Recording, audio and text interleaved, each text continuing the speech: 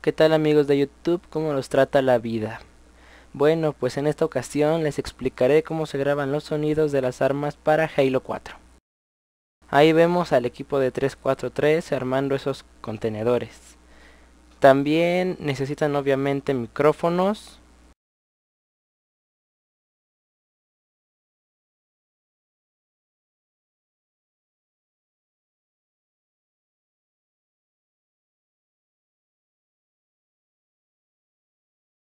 y una grabadora.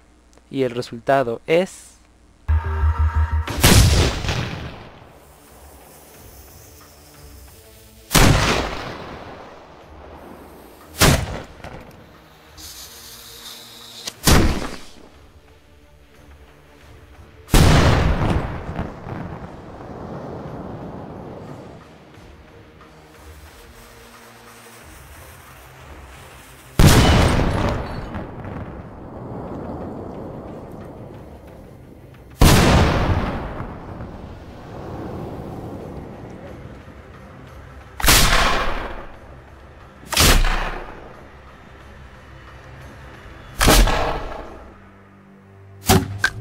Uy.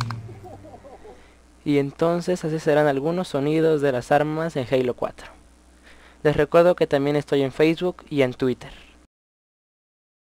Mando saludos a Atomic Jorge, Bruno 900.000, Muppets Masterful, a mi profesor de Cívica y Ética Miguel Minor, a Antonio y a Lalo y a Madeleine.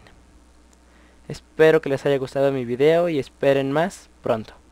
6, fuera.